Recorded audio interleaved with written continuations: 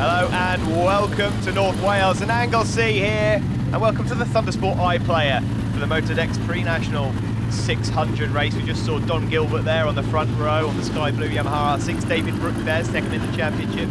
Stephen Parsons 171 on the Triumph 675, having a good weekend, and there is the championship leader on the GNS Kawasaki, James Shaw, the rider from Manchester, who can't win the championship here today, but can certainly get one hand on that trophy. Away we go from the lights, and a poor start from David Brook. He couldn't keep the front wheel down, and James Shaw's going to get the whole shot from Gilbert in fourth.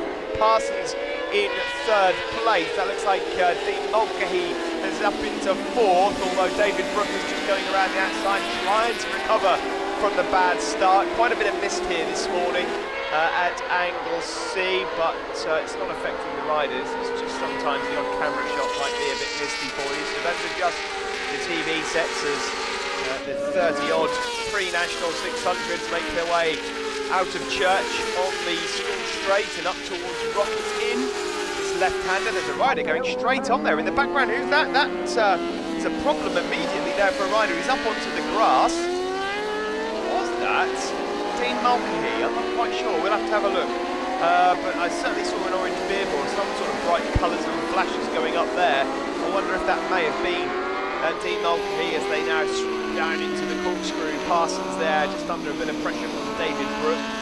Get out of the way, cameraman. This photographer there just right in the camera shot. Oh, David Brook just thought about going up the inside of Parsons there, down into Club Corner, and nearly got his nose chopped off as a result. I don't think there's going to be much catching James Shaw out front, but he's getting away. And again, David Brook there trying to go up the inside of Stephen Parsons, and it doesn't really work out. He's getting a bit impatient here as he tries to get past Parsons and move up into the top three and somehow prevent James Shaw from getting away. Don Gilbert in second place is having a better time of things second half of the season. Rider from Crawley down in West Sussex, QED Property Yamaha, and there is Brook again, runs his own suspension, and he there, rider from Bradford, currently trying to get past 171 Steve Parsons from Preston Patrick. Parsons from Preston Patrick on the SP Racing Triumph. There's a tongue twister for you. James Shaw back onto the start finish straight to complete another lap. I've got Thundersport Sid up in the commentary box with me at the moment. And this championship has been great since it's been brought into Thundersport, Sid, but the last two seasons since it's been brought in, we have had two runaway leaders. Last year Barry Teasdale, this year James Shaw. Yeah, they all got a bit quick, a bit suddenly. By the way, I've got a funny feeling that that first guy that went off was Paul Roberts, you know. Really? I believe it was. Okay, well I'm not 100% sure yet because the rider did rejoin the circuit. But right. We'll wait and see. We won't argue. You're the expert, okay. Allegedly. And James Shaw is the leads as he goes on into Rocket Out. Don Gilbert in second place, just coming under a bit of pressure now from Parsons and Brook, who on that lap were a bit quicker than Don Gilbert. So interesting to see if they get pit bulls. You can see from the screen here, well you can't see anything actually because of the sea mist over at Peel. Clears up a bit now as they drop down into the corkscrew. And once again, David Brook is denied. Brook is faster than Parsons in the apex of the corner. The trouble is he's got a Triumph right in the way of him, so he can't get round him at that point. And Parsons is quite good on the gas on the exit of the corner, so Brook's in one of those catch-22 sort of positions at the moment in fourth. Brook has had a good season since. Started off at Brands Hatch looking like he was going to be one of the championship contenders, but he's just struggled to cope with James Shaw. He's a good rider. Bit marmitey on some of the circuits. You know, one circuit he'll absolutely love to pieces, another one will be his nemesis. But I think that come next year he'll be really on it. He'll know all the circuits very, very well, and you know, he's become more happy as the season's gone on. By the way, Paul Roberts did go out on lap one according to the screen here. and commentators curse, we have lost in Mulcahy on lap 3. Well, so okay. I think you talked that one up. Okay, well there we go. Riders there going around Church Corner. There's number 44, and that is Carl Dyer, the Yamaha. Just going up on the back straight, and then we see 106 Niall Gillick. And here we go, up and around Peel Corner, down towards the corkscrew. There's where the mist is at its worst.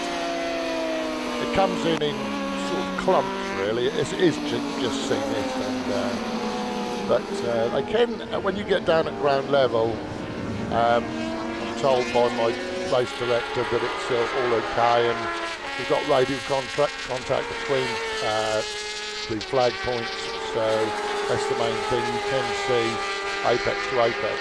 We've seen there Stevie Elliott and Charlie Oakland going through in the shot. Yeah, it's the sea mist. Oh, we've got a yellow flag there, and the lack of adhesion flag waved. And so we'll have to wait and see what that's for, as we just get a quick glimpse of Ben Shuttlewood just inside the points in 14th at the moment. Yeah, the sea mist is one of those situations that it doesn't really matter if we can't see it very well. It is obviously not just down to the rider, provided they can see their apexes, and of course it's important that the marshals can see the posts, various posts, or their next post as well. Well, you'll notice, whether it be with us or whether it be any other televised bike racing, the TV brings everything closer in, and of course, when it just makes it worse when you look through the fog. But certainly when you get, as you can see here, look, typical example. I mean, you can see fine. So down at track level, it is no problem. Yeah, no, make no mistake about it. If the riders couldn't see one apex to another, then the race would be stopped. But I understand Dave Stewart has already been out in the control car just to have a little look around, and everything seems just about fine. James Shaw still leads from Don Gilbert. There's a rider just up there at the bottom of the screen, just walking away. So we've lost another rider there. High rate of attrition. There he is.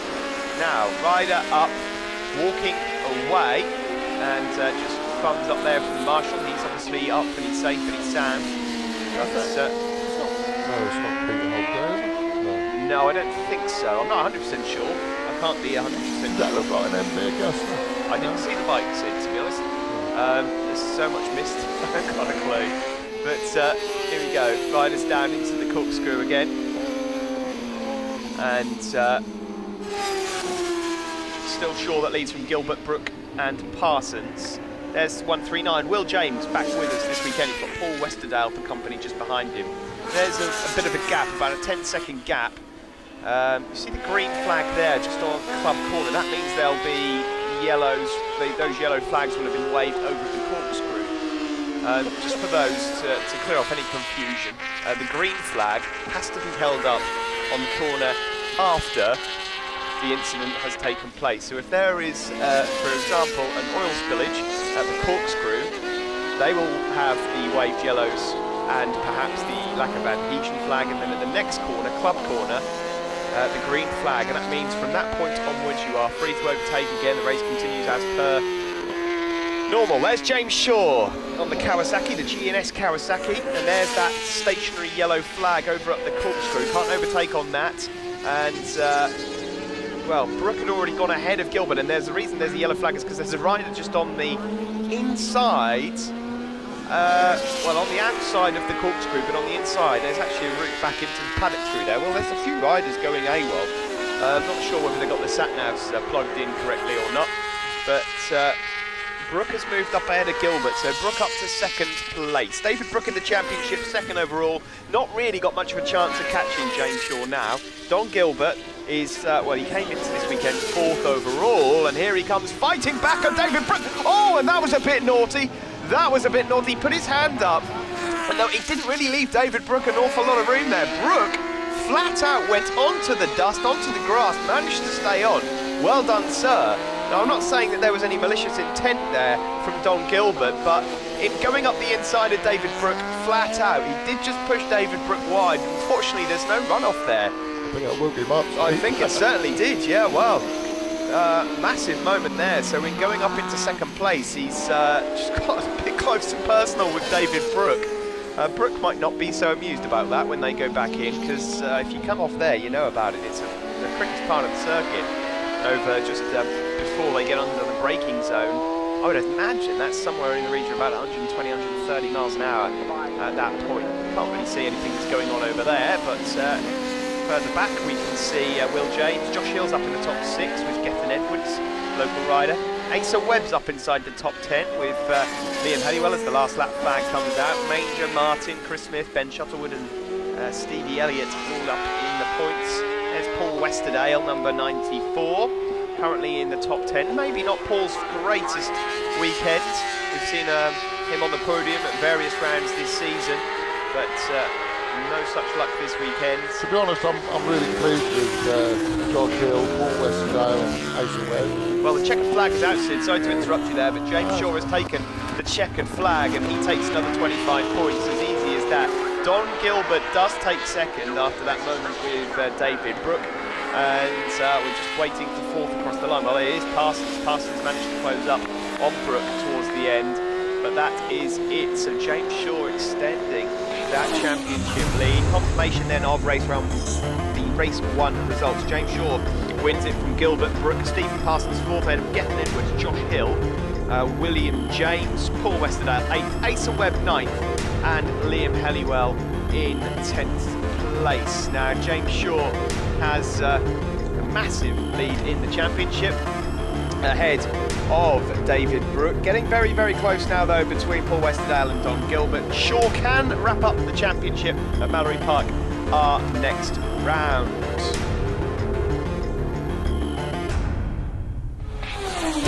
There they are on the podium then. Let's catch up with the winner, James Shaw. Third position goes to David Brooke. A really good race for you there between you and Don. Another episode of Rockingham again for you there. Yeah, we had one yesterday as well. Yeah, I really enjoyed it. Shame the sea mist came in with a dark visor. Just really struggled towards end. Lost my rhythm and just wanted to bring it home, to be honest. But yeah, I enjoyed it. Got good grip. A podium there's a good result. Any sponsors to thank? Yeah, Motul Shuey, Siddy, everyone who helps out. Phil, my mechanic, Mum and Dad, Amanda and Steve Ball. They bought me a set of tyres this weekend, which was a big help. And yeah, everyone who helps. Second position goes to Don Gilbert. Again, a really good race for you there, and you managed to pull ahead of David Brooke. Yeah, it was quite an eventful race. He pulled away a little bit at the start, and then sort of clawed him back, and we had a bit of contact again as we did yesterday. But, no, it was a good race, so I enjoyed it. It's just hopefully lap times tumbled today, and just keep it going for the next race, and hopefully get the same position, if not better. Definitely. Any sponsors to thank? Yeah, I'd like to thank QED Property for the bike for this year. All my mates, James, Kev, Lewis, my sister Amy, my mum, Jane, and just everyone else who's helped out this year. It's just made life a lot easier for us all. So thank you very much. First position, James Shaw, a good win for you there with a 3-second lead in front of Don, but conditions were a bit tricky out there? Yeah, I was really struggling. I went out with a tinted visor on and it wasn't a good idea. I was struggling, to be fair. I made a few changes to the bike and it wasn't for the better, so I want to change them back and hopefully see how we get on in the elite now. Definitely. Any sponsors you'd like to thank? Mark and Tom Fish from GNS Racing, my mum, my dad, my girlfriend Eve, just anybody else who helps me. RST Clothing, Golden Era Superbikes coming up now, and we have an interesting situation in the championship because Richard Blunt had a bit of a fireball incident yesterday. He crashed along with Lee Longdon, who is leading the Sparklight Racing Golden Era Supersport Championship. The bike went up in flames, and as a result, he's out there on his spare bike. It was lucky for him he actually brought the spare bike, because it's the first round this year they've brought one. Otherwise, he'd have been handing all the points to this man. He's got the whole shot, number 57, Rob Wilson. There is a couple of wild cards out there. We welcome back Neil Appleby, who's been actually having a bit of trouble with his Ducati number 70. I think he went down, and they've just been struggling to get the setup. And there's another Ducati there, the Motorcourse Ducati 996R of Angelo De Rosa, rider from Wrexham, half Welsh, half Italian. Well, his name's Italian, and that's about as far as it goes, because when you speak to him, you'll realise that he is very much Welsh.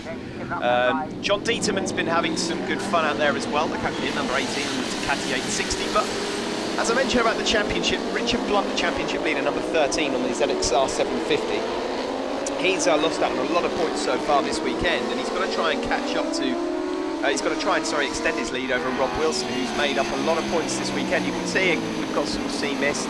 A bit of a problem for some of our cameras, but the riders can see apex to apex, unless of course, like James Shaw, you've gone for a tinted visor, which isn't perhaps the best idea in these conditions. There is Rob Wilson, number 57, just ahead of Chris Matthews. Nice to have Chris back.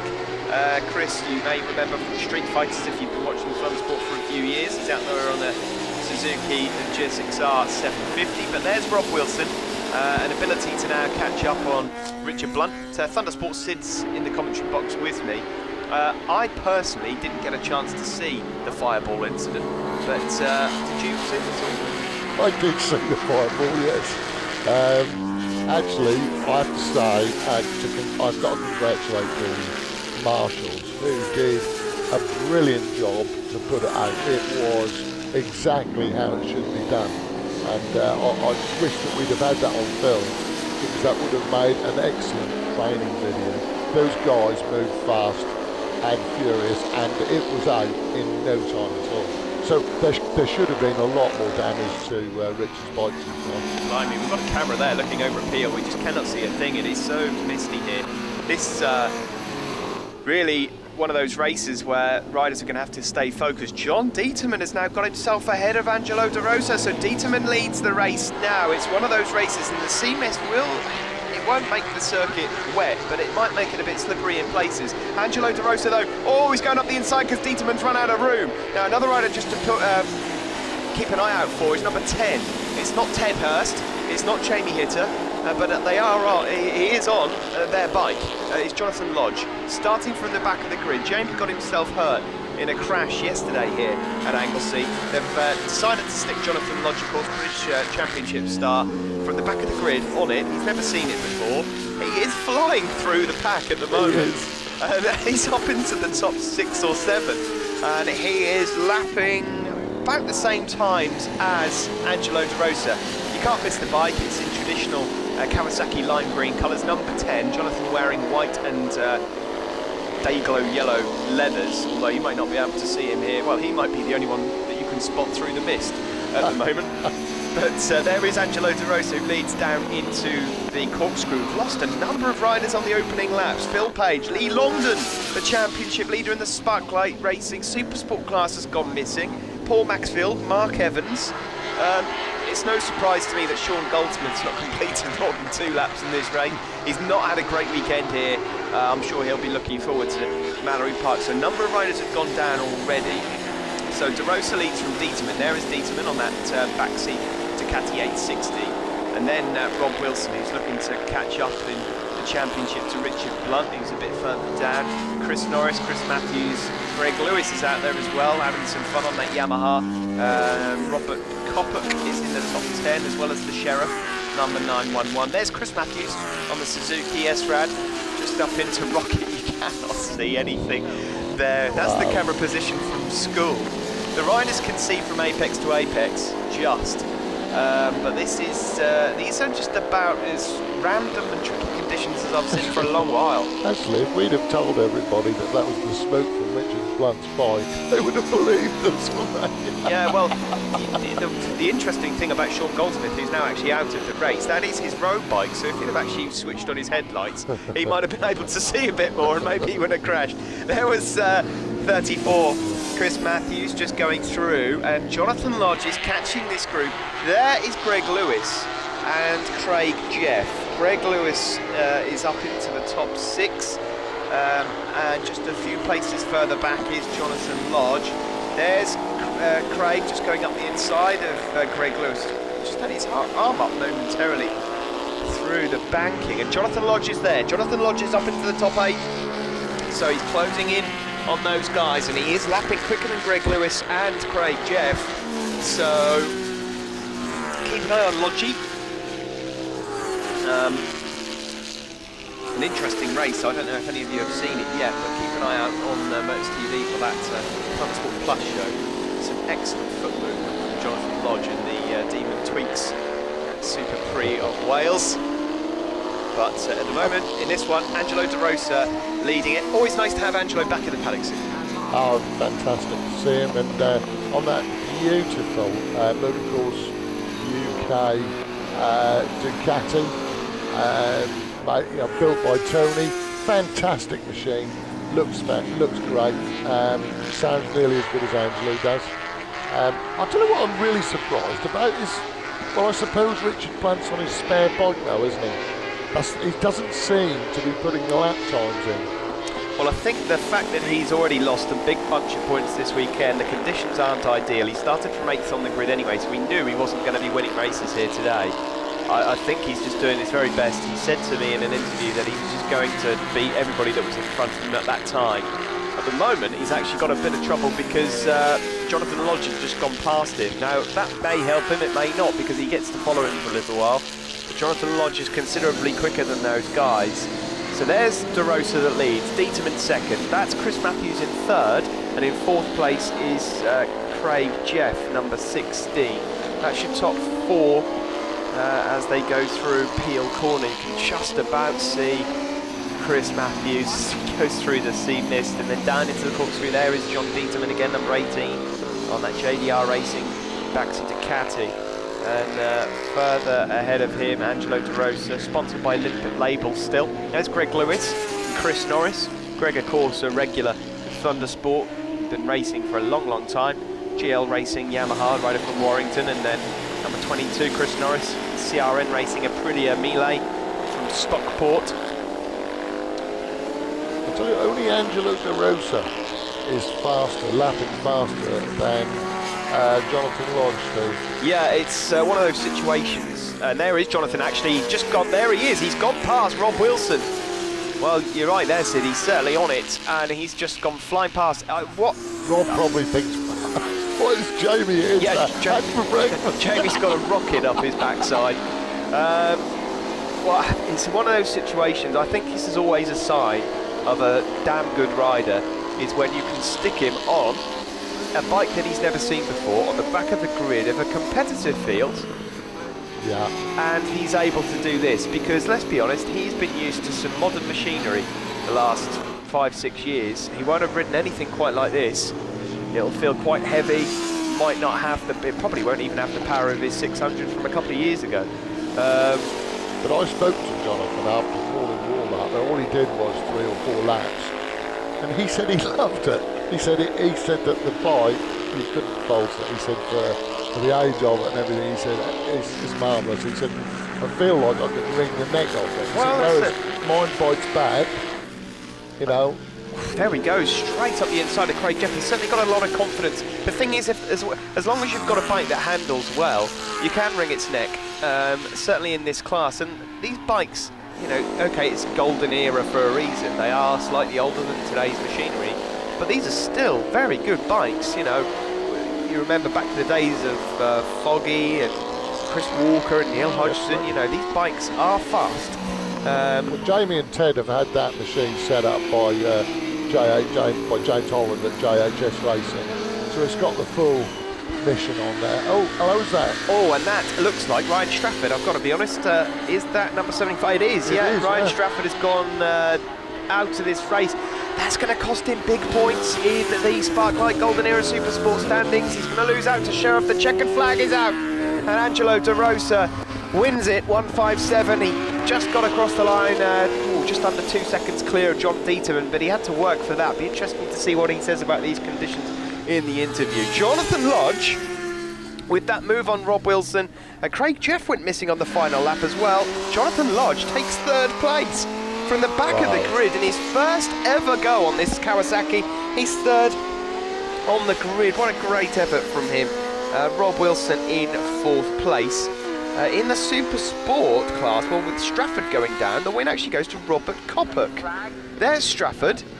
He'll be distraught with that, very unhappy, I'm sure. I noticed his helmet has been thrown away across the grass. Well, yeah, the top 3 in the Super Sport then, Coppock, Sheriff and Spink. So Sheriff has lost some big points there. Of course, Lee Longdon didn't finish at all. Longdon's having a bit of a miserable weekend here in North Wales. He's still in a commanding position in the championship overall. And Dave Richardson there just waves the checkered flag to the final few riders making it round. That was tough for a lot of the riders. Very interested to see. Oh, there's where Craig Jeff went. He went down on the exit of the corkscrew. He's ended up on the other side of the circuit.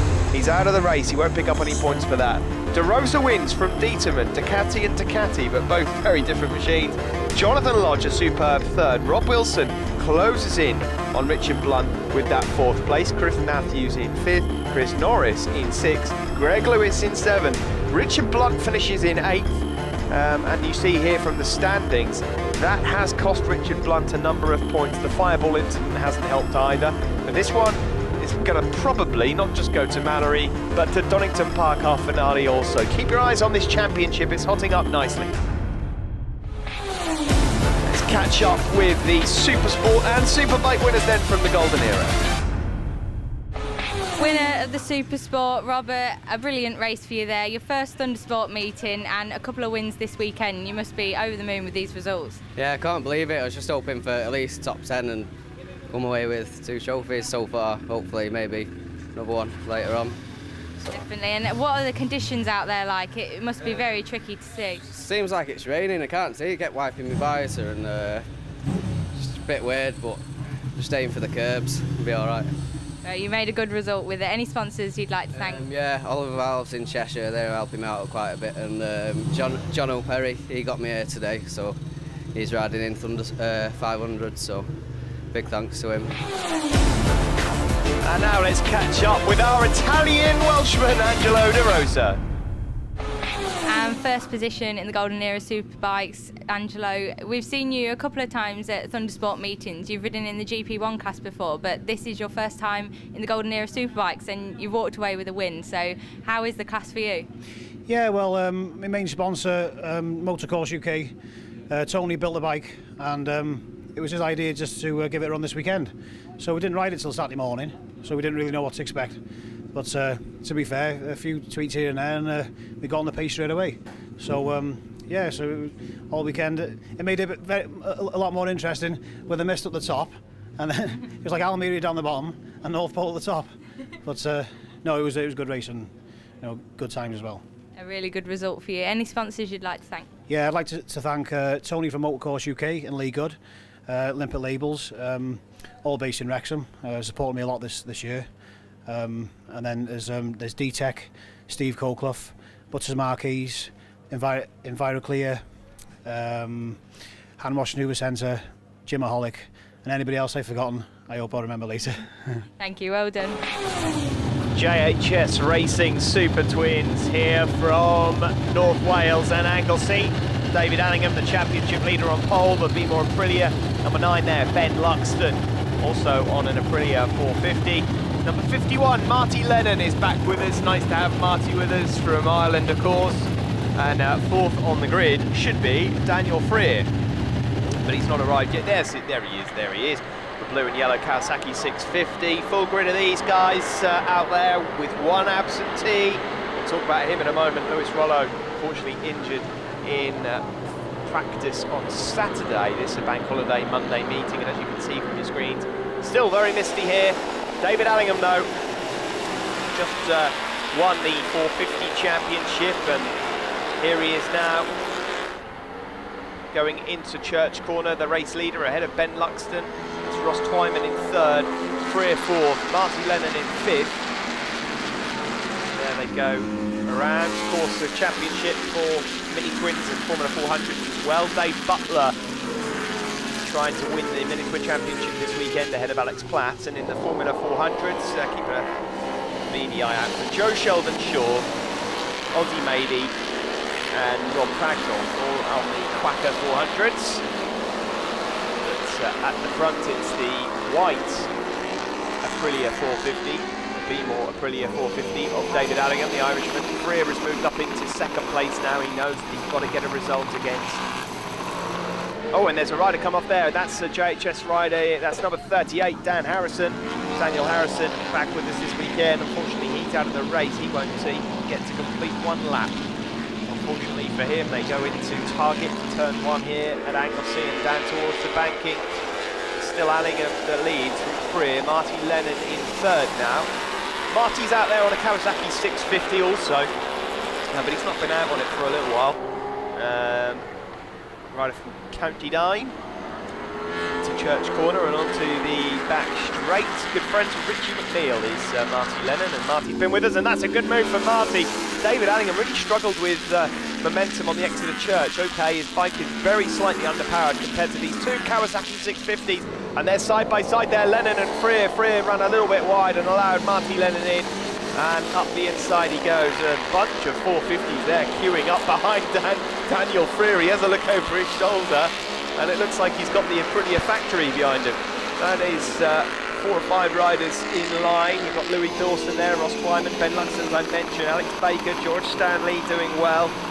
2 teammates, I believe they're teammates, 43 and 44, they are indeed. BCL Racing Suzuki 650 mini twin riders of Lee Wainwright and Alex Platt in second and third. And at the moment, clearly no team orders because Lee Wainwright is ahead of Alex Platt. Thundersport Sid up here with me. I've got to say, Sid, although it's not done and dusted yet, this championship, David Allingham has been exceptional this season. He's got a pretty good grasp on it, to be honest. And I think, to begin with, it was a bit of a shock to Dan Freer that these Aprilias were going to do it against, you know, the bigger 650.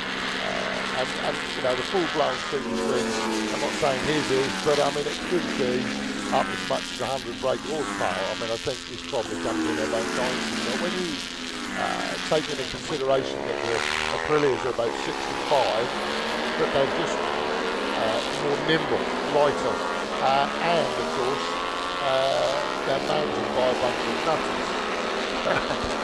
You know, they're youngsters, and you can probably remember when you were young.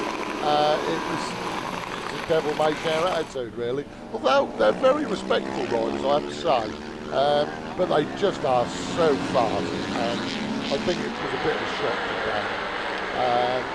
One of the problems that they will have, like him and Martin probably, is this time of the season, if they haven't had the engines refreshed, reliability issues, because they're so heavily... Oh, that's Dan Harrison from earlier, don't worry. It's, you know, they're so heavily tuned to make them fast, whereas the Aprilias are in the opposite direction. They've been tuned down to all equal. Yeah, this is a circuit, though, that would perhaps suit the Aprilia 450 more than it suits the Kawasaki 650, though. It's not one of those circuits that necessarily suits a more powerful machine.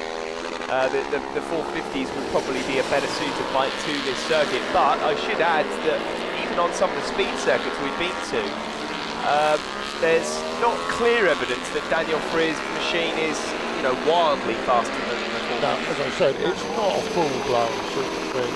As I say, it's been found that you can get them up to 100 brake horsepower. I don't think this is anywhere near that, but you know, it might be in the between 80 and 90 brake horsepower, which it needs to be because of the weight of the machine compared with the Aprilias. You know, it'll probably weigh kind of 40 kilos more. Well, at the moment, David Allingham in control of this race, and there they go.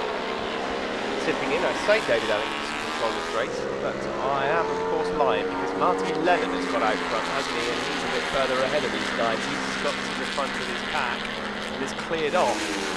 So it is Lennon, I think, that's leading. I'll have to just check on that, but that's certainly what my time screen is saying as they come around here. Yeah, there's Allingham, Luxton, Freer, Ross Twyman, Louis Dawson, Dave Butler doing well here to keep the tail of these guys, but Martin Lennon... Steve, the wonder is cleared off. Take a look at his laptop. Unbelievable. Yeah, that is quick. That's a 7/10 of a second quicker than the lap record held by Andrew Irwin. So a really good time there from Marty. This is one of the circuits that we expected to see Marty on. His home circuit. Well, technically it is his home circuit in terms of Thundersport calendar. There he is actually going around the banking and exiting So hopefully cameras pick that up at some point, as there's a bit of a shuffle around here for 5th and 6th. Dave Butler, as I mentioned, doing very well there to stay amongst these guys in the battle for 2nd place. I mentioned at the start of the race there is an absentee in Lewis Rollo. Unfortunately, Lewis picked up an injury here at Anglesey during the practice day on Saturday. He took a tumble. It seemed like all was well and that he was just a bit winded, but he was struggling with some breathing. Medical help as well. Well, to begin with, he refused medical help. I think he probably thought he was just winded. Then he got back into the garages, was complaining a bit of his breathing, and obviously he was taken back to the medical centre just for a checkup, or just eventually decided maybe the medical centre was the best destination for him. Turns out 2 broken ribs and a punctured lung. That would probably be the reason why you were struggling to breathe. But an amazing talent, the last year's Super Team champion. So we wish you well, Lewis. It'd be nice to see you back. Of course, these youngsters do bounce well, so I doubt it'll be too long. He did say, Steve, to me actually, he said, you know, if I hadn't been for the practice turn and a bunch of that, I would have still ridden it, but it's just been a couple of broken ribs. Yeah, no, I mean, that to me, just that's not right. I mean, I've done a bit of racing, but I mean, I've bruised a rib before, and I've been in bed for a few days. Breaking a couple of ribs and trying to race just sounds slightly uncomfortable, because of course there's nothing they can do for ribs. You just have to let them heal. This battle for 2nd continues, and Daniel Freer there in the blue and yellow is keen, as you can probably see, just to keep David Allingham in his sights. David Allingham is the man that he needs to keep check on. The problem that Daniel Freer's had this season, not just the fact that he's had all these youngsters on these 450s to deal with, but as they just come up to put a lap on, I think that's Des Butler, or it might be Rob Pragner, I'm not sure. It's Rob Pragner. As they dip down into Corkscrew, one of the problems that he's had is that David Allingham just doesn't crash. Now, I'm not trying to jinx him here or anything like that, I'll give him the commentator's curse, but Allingham has just been so consistent, and when he finishes races, he's usually on the podium, so that is the problem for Daniel Freer, and even if he was to win every single race from here until the end of the season, he'll still need David Allingham to have a bit of a tricky race somewhere along the line. But that is the strategy that he is following, and he's got very, very wise head on the own shoulders. Oh, and there's a rider down there, that looks nasty.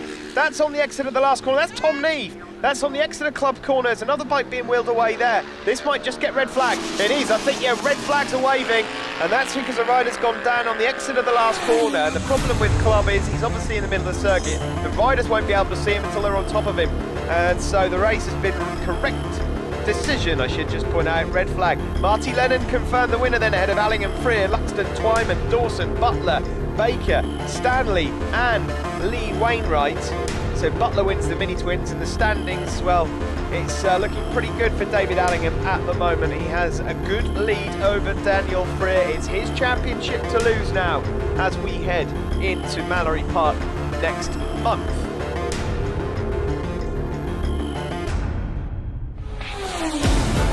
So there we are on the podium, the winner of the Formula 400's Joe Sheldon-Shaw.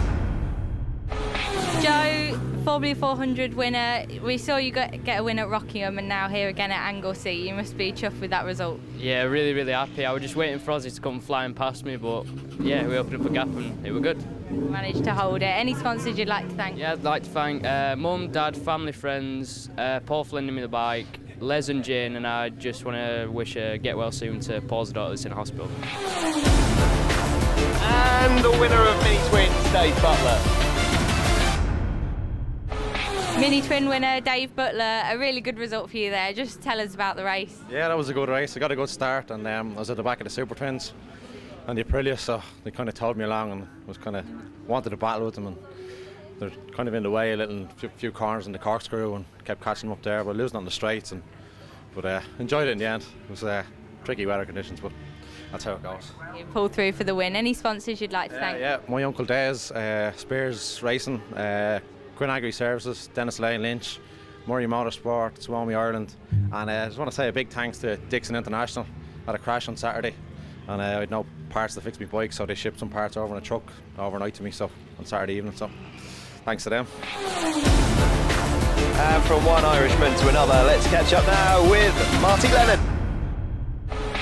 Super Twin winner Marty Lennon, your first time here at Thundersport this year. We've seen you before in the past, but this year it's your first round and you pulled through for the win. You must be really chuffed with that result. Yeah, don't really know what happened there, but no, I have to thank Shane Rogan. He put an amazing engine together for me for this weekend, and it's done the job. The 450s, I got by them at the start before they started switching places, and then I got a break and I got away. I have to thank my mum, my dad, Jane and Big Derek for coming over and helping us as well. Thank you. Thank you, well done. Here we go then, it's time for the HMT Racing Thundersport 500s. Adam Shelton on pole position, the championship leader Matt Schillings there, second, Neil Bainbridge third. Matt Schillings really quick this weekend, I've got to say, number 24. And then fourth on the grid for Rob Morby, who's leading the Senior Cup at the moment. Adam Shelton has a comfortable advantage in this championship, ahead of Neil Bainbridge, third on the grid. Oh, and we've got a problem already there for a rider. That's Richard Blunt, number 13. Richard had come into this weekend sixth in the championship, and it doesn't look like he's going to get going. Away we go, the lights go out. It's a good start from Schillings, second on the grid. He's going to get the whole shot ahead of Adam Shelton. Shelton, who has been so dominant this year, has met his match this weekend. Schillings has been superb. Bainbridge is up there in third. He's keen to tag along to the back of them. These three are the class of the field this weekend and throughout most of the season. In fourth and fifth there, that looks like Carl Smalley's just got his nose out there, and Adam Horton, two riders that, if they were to compete in this championship again next year, you'd have to fancy him for the title. Gareth Thomas, another rider to look out for. Mentioned Rob Morby already, Senior Cup rider. And, well, the other Senior Cup riders are out there as well, of course. Steve Dufton, Colin Mooney, Gary Kay, Mike Bailey, Phil Brown, and Darren Kay, David Moss, and the dude stuff, Phil Dooney. Phil Dooney, who's already had a couple of trophies this weekend. He's going like a man with a stolen train. Here we go then, down into the chicane. It is Schillings that leads, number 24 from Adam Shelton, the two youngsters of the class. Two former super teen riders, this budget racing suiting them, and whereas Shelton has dominated from start to finish so far this season, Matt Schillings, it's been a complete learning curve for him. Get rid of your old form and turn yourself into a new rider, and that's exactly what he's done here. Matt Schillings from Howden, he's really gone on very well in the second half of the season in particular. He got his first podium earlier on in the season, and this weekend he's picking up winners' trophies. He's going to have to be a bit careful here though with Adam Shelton, because Shelton is up for a fight, he's up for a battle, and they're side by side and their elbows out down the back straight. Oh, this is brilliant stuff here from the two 500s, and Schillings goes back underneath. There's not a lot to split between those two bikes in terms of speed. Up they go into Rocket, front end, bit of a wobble there for Shelton, but he just takes a different line from Schillings. That will give him a bit more drive as they head up towards Peel Corner. Neil Bainbridge is already struggling to cope with the pace of these guys out front. Don't fear though, Neil Bainbridge fans, he will still probably finish somewhere up in the top 4 or 5. He finishes nearly every race he's in. I've got the white and yellow flag over at Rocket there, and I can't see Rob Morby anywhere. And there he is. Rob Morby's got a bit of a problem with the machine. It looks like he's been down or something like that, a mechanical, but he didn't come through the corkscrew, and that's why Rob Morby is out of the race. And that's a shame for him, but what it does mean is that we'll have a new winner in the Senior Cup. In terms of the championship in the Seniors Cup, that's a championship for over 40s. Morby's got that one sussed, but today there'll be a new winner on the top step. There's Bainbridge having a look over his shoulder. You can see Carl Smalley there. Smalley, number 69, another rider who's really improved as the season's gone on. Carl, who's teammates with Matt Snow. Carl's from Scunthorpe, and their team is Rat Out Racing. Shelton it is that moves up in the lead though, ahead of Matt Schillings, up into Rocket. Both bikes being pushed to the absolute limits. They have shattered the lap record, and I mean shattered it. It was a 1:17.8 by Matt Schillings from last year. They're currently in the low 1:16s. It's remarkable, it really is, how far they have come on. The bikes haven't changed, but it's just a matter of them improving as riders. At the back, mentioned Bainbridge third, Smalley fourth, fifth, and Gareth Thomas is up there as well. Ian Hawkins in the top 10 with Jonathan Perry and Colin Mooney. Alan Naylor is up into... Ooh, Alan Naylor's up into the top 6 as well, but it's just come up on my time screen that he's received a 10-second penalty for a jump start. So bad news for the rider from Wakefield on the Donkey Box Racing Honda. He has got a jump start penalty. That will probably it'll still keep him just inside the top 10, I think, but we'll have to confirm that a bit later on.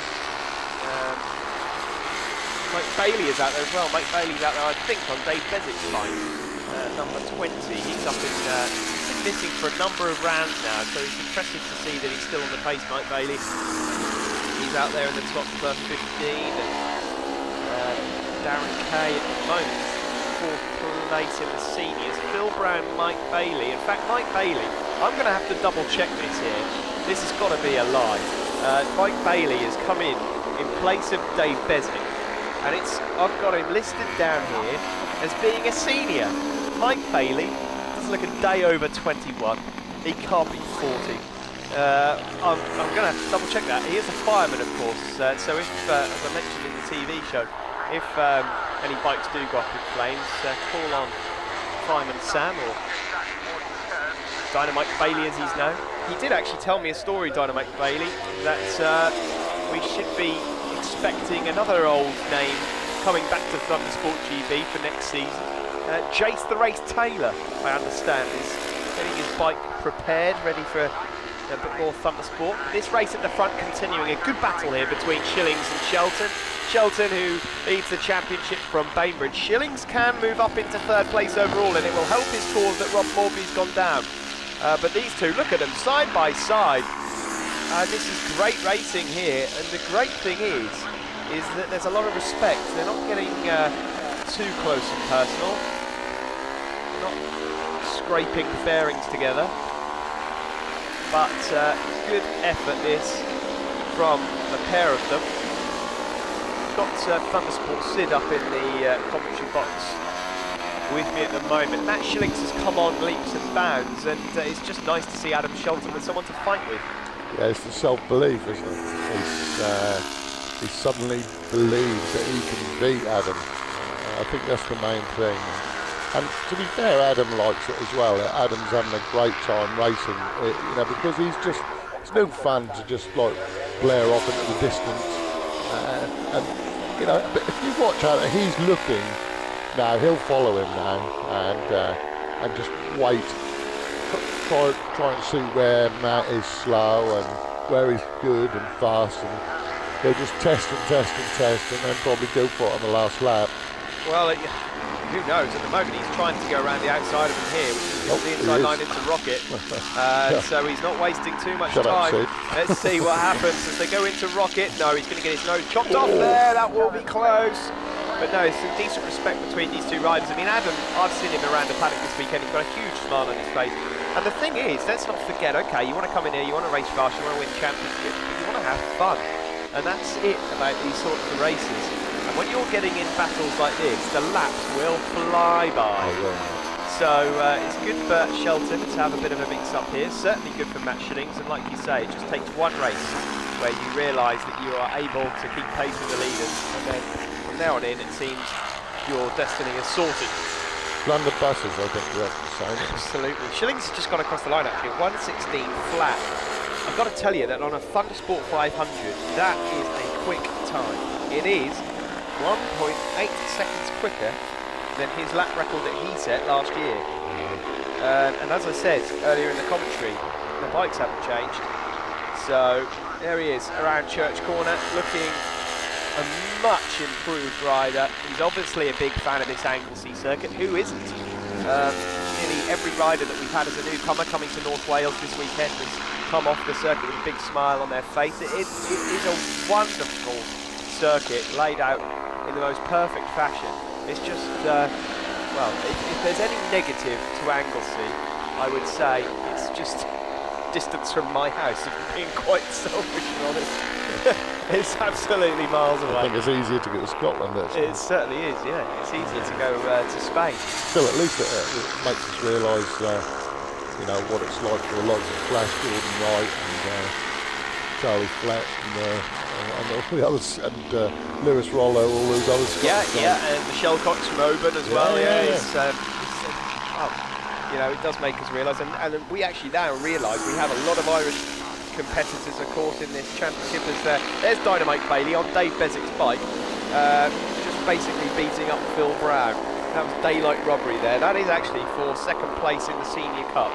I was just saying a moment ago, I think it's what is daylight robbery is the fact that apparently Mike Bailey is trying to get away with being a 40-plus-year-old.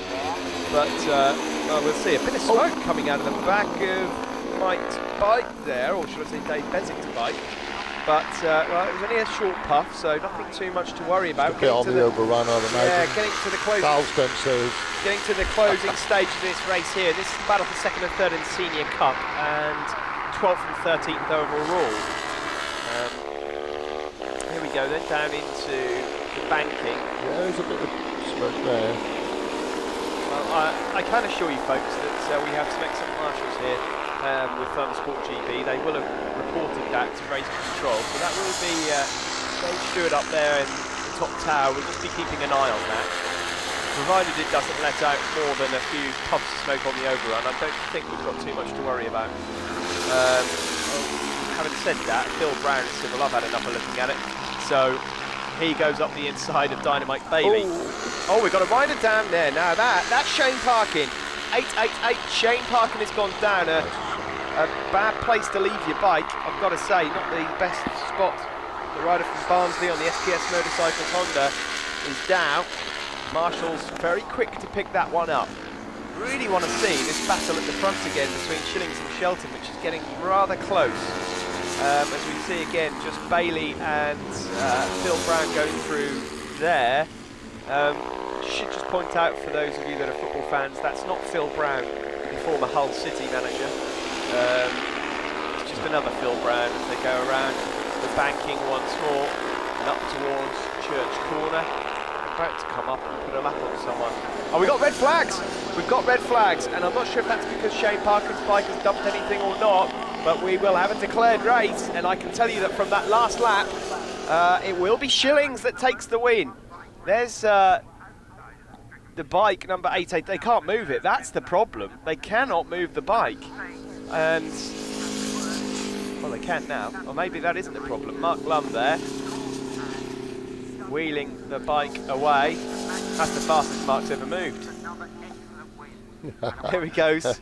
He'll love you for that. I'm only joking, Mark. Love you, really. There he goes. Wheeling the number 888 bike, Shane Parkin's bike, off circuit. And that's it. Declared result then. And Matt Shillings will take it. That'll be 25 points for Matt.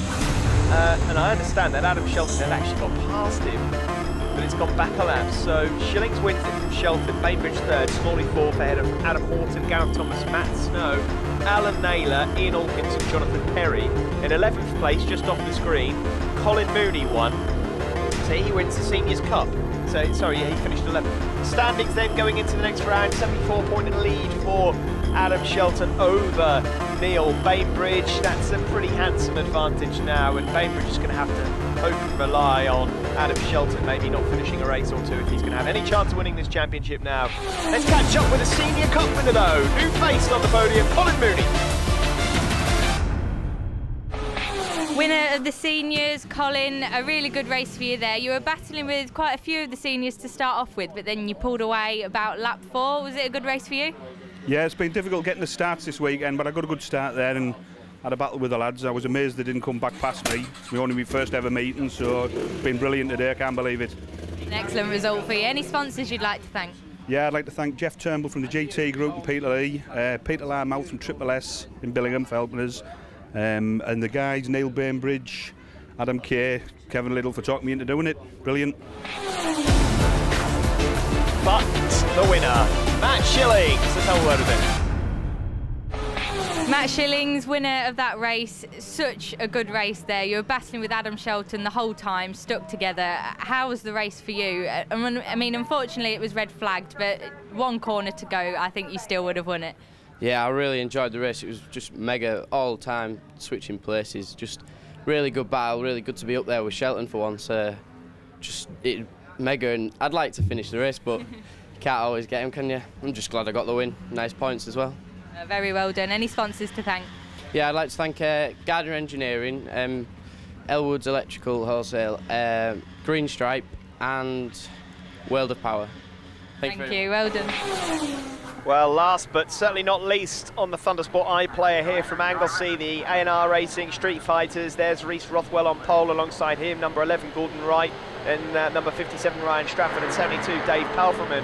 You're looking out for Scott Adam. He's out there on Mick Riddle's 500, Thundersport 500 bike, because his went pop during practice. He's just out there trying to get as many points as possible. But Reese really has clawed back the points. A different situation with Street Fighter Extreme than Street Fighter A. If Reese picks up a win here, he will be leading Street Fighter Extreme Championship overall, but he won't be leading Street Fighter A, but the gap will have come down. What a start though from Gordon Wright. He's called Flash Gordon for a reason, and he's got the whole shot and he's away with it out front ahead of Reese Rothwell here. Where the hell did that come from, Sid? Well, he is fast, and you know, he's got the old Super Duke up for sale at the moment, and apparently he has got another bike in the stable waiting to come over. We might see that at Mallory. It depends whether he can sell the Duke, which is a beautiful bike actually. It's a very good looking bike, and you know, it might not be as competitive as say Scott Adams, but you know, well, again the photographer just in the way of the shot there, but it isn't a bad bike, as he's proving at the moment. He's got away from the line very well. There's Strafford, who's having a great time of it in the Street Fighter B class this season, fighting with Adam Sheriff, number 911. Reese Rothwell, though, the defending champion, up the inside of Gordon. So you can do nothing about that, Gordon. That's the problem, you see. No, and he left the door open, and Reese Rothwell didn't need asking twice. Up into the lead, these two working from the same awning for the last few rounds. Is it Mick who looks after all the bikes? I think it is Mick. I thought it was Mike, but we'll have to find out. Is that not the same as Mick? Probably not, no. Well, I don't know, maybe it is. There's Reese there, number 9, who leads from Gordon Wright. And Dave Palfreman also from the same awning. Here we go, into Peel Corner. A bit misty still. John Tomlinson out there on Street Fighter A as well. He's currently 3rd in class, 5th on circuit. In Street Fighter B, as I mentioned before, Sheriff and Strafford. Street Fighter C Championship leader is 115 Keith Warren. He has been coming under some pressure from Andy Driver on the MZ in the last few rounds, and that championship could go all the way. There's Dave Palfreman, one of the riders from the British Army race team, ahead of Richard Harrison on the HBR North Yorkshire Road Racing Supporters Club backed Yamaha. Sounds like one of Dave Stewart's classes. It certainly does, doesn't it? Long-winded. Yeah, Richard Harrison goes up the inside of Palfreman there, so they're going to get embroiled in a race-long battle, no doubt. They're just up ahead of John Tomlinson at the moment on circuit. Tomlinson is on a Street Fighter A, but it is a Kawasaki ZXR 600 that Tomlinson is on. The rider from Moore Row, sponsored by JP Racing. Scott Adam probably won't get much of a glimpse of him until later on in the race. Number 38, the rider from Luton on the FB Moto store. Well, it's usually a Suzuki, but it went pop, so he's out there on the RAF Motorsports Association Honda CB 500 and Mick Riddles. Damage limitation. It certainly is damage limitation. Although he's not going to do. Oh, nice move there from the Sheriff on Strafford. Strafford's going to have a bite back. Those two in the same garage, but fighting for the championship. And Strafford, oh my word! That, I tell you what, I've seen that happen a lot this weekend. It's one of those tricky corners. You have to be big and brave, and you have to make the right decision if you're going to go up the inside into club corner, because the other rider cannot see you until it's too late. So you have to get the job done. And Strafford nearly had the pair of them walking back to the garages early there. Well, unlike football, you do need 2 balls in this game, my friend. Okay, well, I'll leave you to work that one out. There we go, onto the back straight, and we can see Palfreman ahead of Harrison there, and Tomlinson I think this just goes to show you, this is the thing about motorcycle racing. I mean, you'd have probably put your house on Scott Adam wrapping the Street Fighter 8 Championship up, and maybe even Reece Rockwell would have done. You can never really envisage exactly what's going to go on over a weekend. And look what's happened. Scott, despite the fact, I mean, if it wasn't for the fact that he was borrowing another person's time, he'd have lost both championship leads this weekend. Well, every race in the States always used to end with a fat lady singing, and that is why they always say it's not over until the fat lady's singing, because that is the last thing that happens. I thought she was just big bone. Well, maybe she's big bone, sorry, yeah. We're not allowed to say fat anymore, are we? Portly. But as I'm rather portly my good self, I can say what I like in any case. But yeah, I mean, it just never is over until it's over. And anything can happen, and it's just, I mean, unfortunately, when things go wrong in this game, whether it be fall off or whether your engine expires or catches fire or anything else, you know, the price you pay is not equal to the mistake. That's the problem. Well, we said about anything can happen, and it has for Keith Warren. He's gone out and AWOL on lap 2, didn't come across the line, and he is, well, he was the Street Fighter C Championship leader. He might not be anymore, because if Andy Driver finishes this race, I fancy that Andy might just be taking the spoils here and end up being Street Fighter C Championship leader. Who would have seen Andy, like, bleeding in front of Bunny? I mean, I wouldn't have seen that coming, really. I thought he would have nailed it. Bunny Warren, eh? Yeah. Is that the new name? That's the name. Oh, and look at this, Sheriff again up the inside of Stratford. This race, and again, I think that Stratford might be just lining up a move up into Club Corner. No, he's thought better of it. These two having some decent fun here, both Sheriff and Stratford, fighting away for Street Fighter B glory. Ryan's come a long way since he fainted in my arms on the podium in Cadwell Park last year, hasn't he? He's just absolutely come on. Oh, there he goes, look, again. Yeah, up the inside. Well, the trouble is, the pair of them, Sheriff is leaving the door open at the banking, and Stratford's leaving the door open down at the corkscrew. So until they start defending their lines, mind you, I expect they're having some decent fun out there at the moment. These two machines, completely different machines, and yet look at them on the straight. There's nothing to split them. The Triumph 675 of Stratford, and then the Honda, the older Honda CBR 600 of Adam Sheriff as they tip into Rocket. Stratford's just got a bit of an advantage there. He's pulled a couple of tenths on Sheriff. This is the battle for third and fourth outright on circuit, but first and second in Street Fighter B. Out front, Rockwell now 10 seconds clear of Gordon Wright. I tell you what, with those Redfield guards, I mean, it looked like he's got cow horns on the front of them, and they look about 6 foot wide, don't they, those bars? Well, he was certainly barging through on Sheriff a minute ago. It does actually, yeah, I can see what you mean. Looks like a raging bull, doesn't it? Yeah. As they go on to the start-finish straight, getting towards the closing stages of the race, but just past halfway distance. But at the moment, yeah, you're right, he has. And that lap, well, that lap tells you all you need to know, really. A 13.6 from Stratford.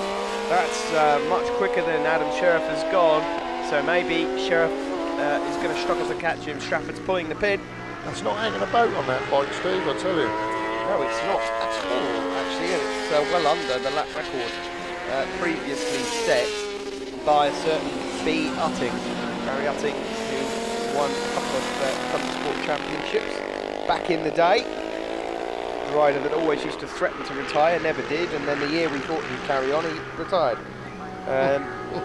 There's Andy Driver on the MZ, number 88. Just, having a bit of fun out there with Gareth Thomas, number 29. And up ahead of him, I think, is Chris Pickersgill. Chris Pickersgill, another former 500 rider. And there he is, there's Pickersgill. There is Thomas, and there's Andy Driver on that MZ.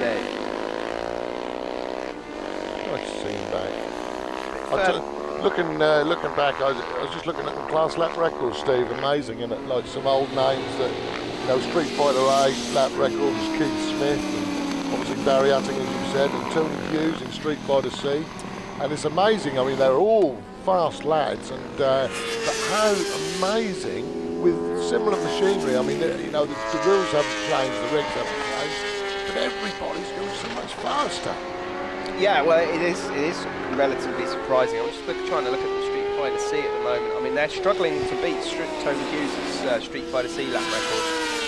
Tony Hughes used to do things to that Supermoto machine that are just unimaginable, really. He was a very quick rider. Smithy, of course, on the Aprilia Melee that won him the championship a couple of years back. Unfortunately, he's broken in bits after. Toronto, I believe. Toronto. Sorry, it was, wasn't it? Yes, it's Toronto. Brilliant Toronto. Yeah, he won the championship on that monster of a machine. It was only tiny. Well, I mean, the bike's big anyway, but compared to 3-foot Keith Smith, it looked like he was jumping on a London bus. There is the battle between 72 Dave Palfreman and 19 John Tomlinson. That's for 5th overall on circuit. John Tomlinson is Street Fighter 8. He will pick up a podium if he finishes, and so will Dave Palfreman. They're just ahead of Richie Harrison and Mick Riddle, Bob Docker and Scanlon, who looks like he's on his way to win Street Fighter C race. Chris Pickersgill there. Scott Adam is about just under 10 seconds adrift of Andy Driver on circuit. That's for 13th and 14th overall. But he will pick up 1, 2, 3, 4, 5, 11 points for finishing 5th in Street Fighter A. Good damage limitation. It is good damage limitation. For a 500. He has lost an awful lot of points this weekend. It's a long way to come to lose that many points. It's good for the neutral, good for the championship. Yeah. As we once again look at Ryan Strafford, who really is laying the hammer down now. He's lapping good 7/8 tenths of a second quicker than Adam Sherwood. Just wonder if that C mist was causing him a few problems earlier in the race. There's Reece Rothwell though. He is the winner. The checkered flag has gone out. We just missed the flag there, but Reece Rothwell has taken the 25 points and wins ahead of Gordon Wright. So that'll be a happy camp when they go back. Ryan Strafford does take 3rd and win Street Fighter B, so we'll catch up with Rothwell and Strafford at the next round to see how they feel about their championship levels. Chances. Andy Scanlon did win Street Fighter C, finishing in 10th place there, you can see. Scott Adam finishing in 14th overall, 5th in class. So Rothwell wins from Wright, Strafford 3rd, Sheriff 4th ahead of John Tomlinson and Dave Palfreman. That battle in the end going to Tomlinson. Mick Riddle 8th ahead of Bob Docker, and Andy Scanlon 10th winning Street Fighter C. And you can see from Street Fighter Extreme point standings, Reece Rothwell is now 10 points clear of Scott Adam. It's not the similar story in Street Fighter A. Scott Adam just about clinging on for dear life in that one overall, but it's certainly going to go down to the final round at Donington in a couple of months' time.